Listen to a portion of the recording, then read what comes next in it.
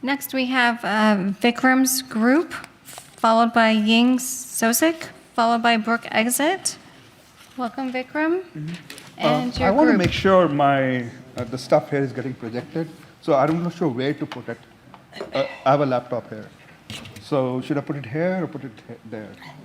Are you presenting your slides that you shared? Well, it's a different thing, so I want to use this if I can.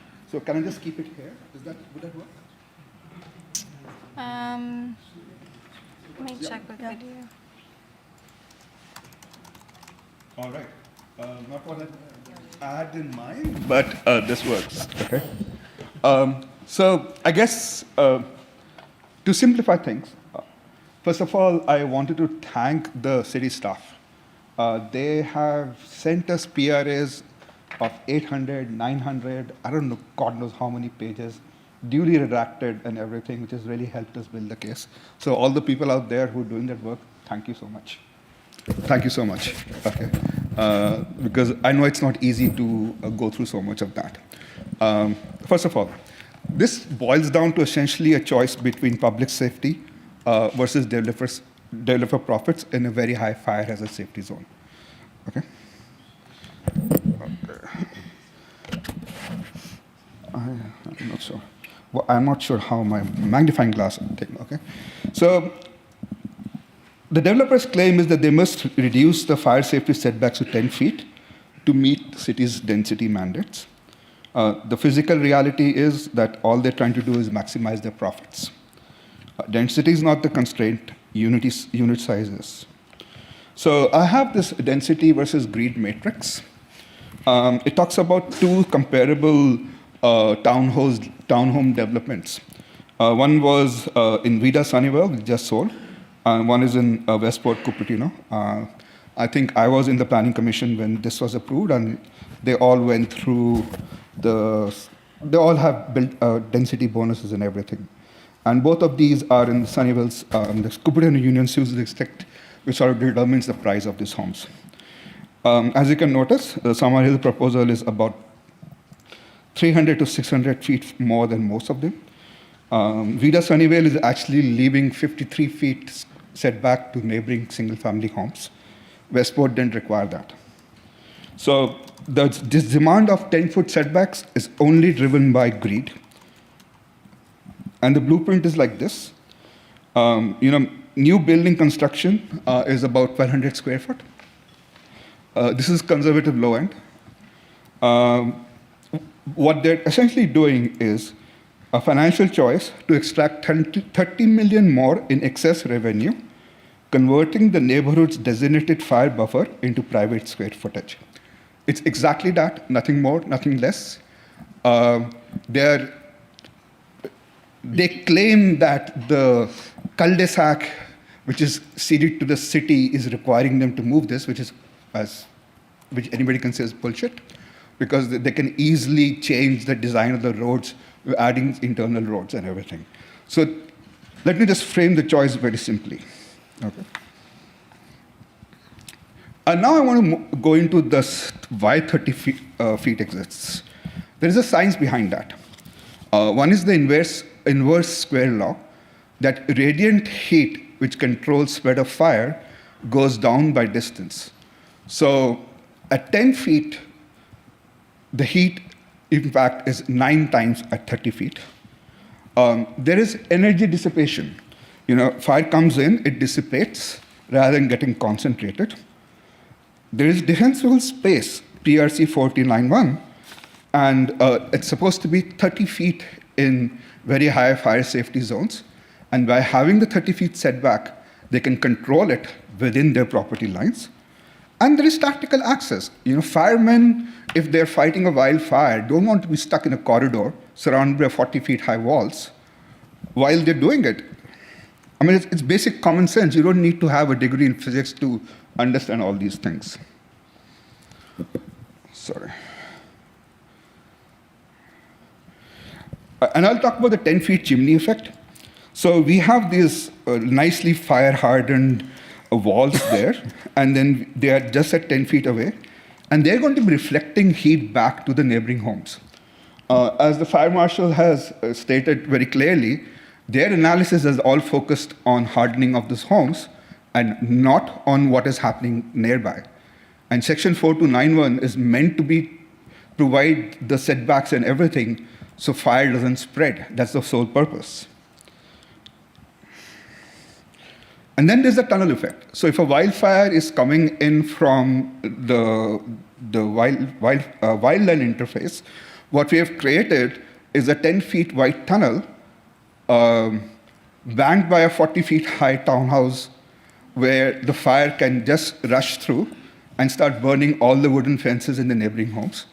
I guess you guys have seen enough movies that in a tunnel, an explosion and a fire travels very quickly. That's exactly what's going to happen here.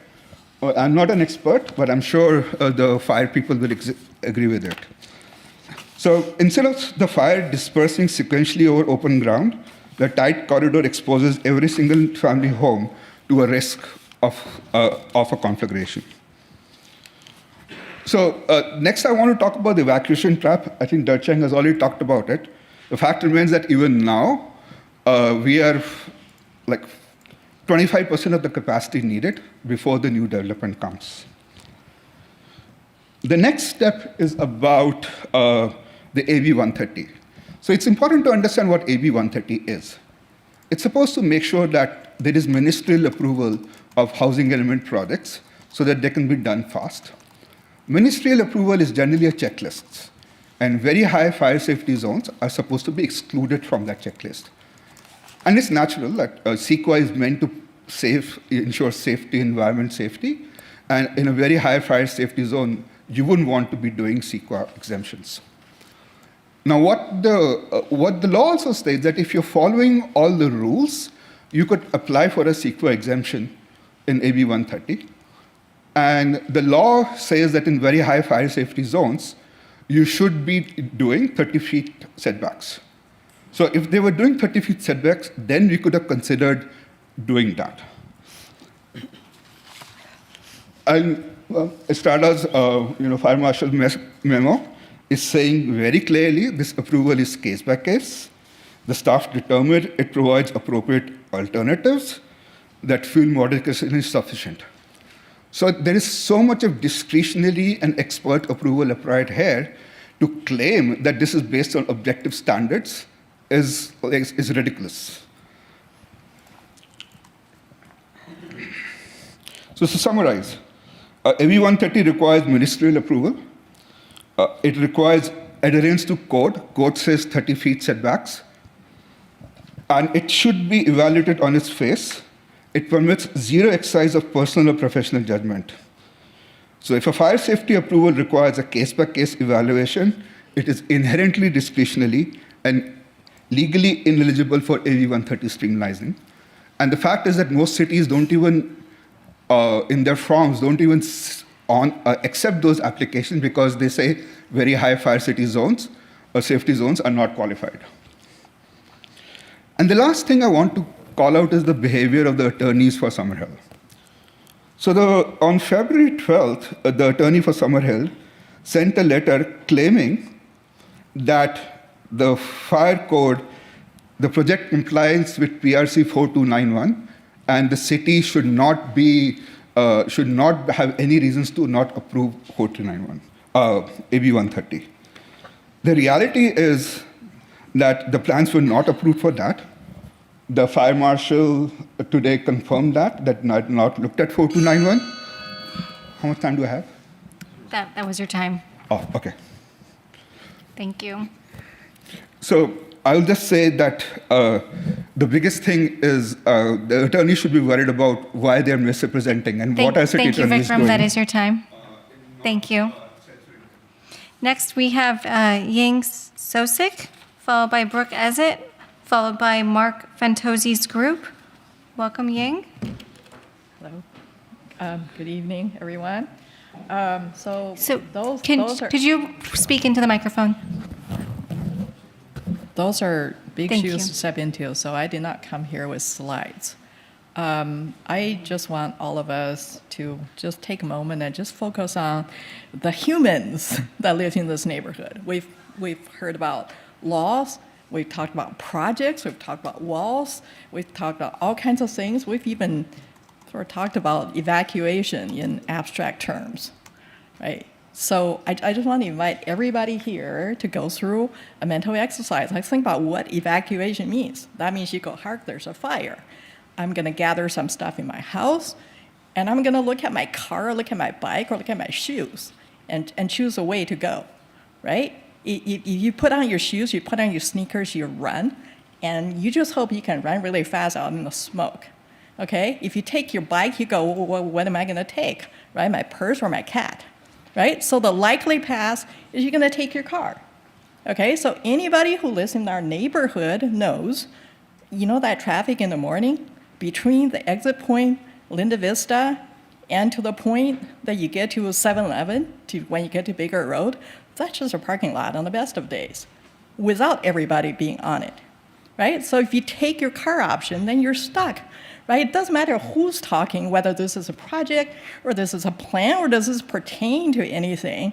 The facts are facts, right? So the car to capacity ratio is somewhere between 2 and 4 to the various studies. That just means there's not enough roads for us to get out, right? So don't just like think evacuation is an action. It's a thing that we talked about tonight. Think about it as all of us humans just trying to survive, just trying to get out, okay? So I call on City Council to not approve the project as it is, but come up, you know, together with the developers, with the residents, with a plan that see to it that the humans can survive. Thank you. Thank Ying? you.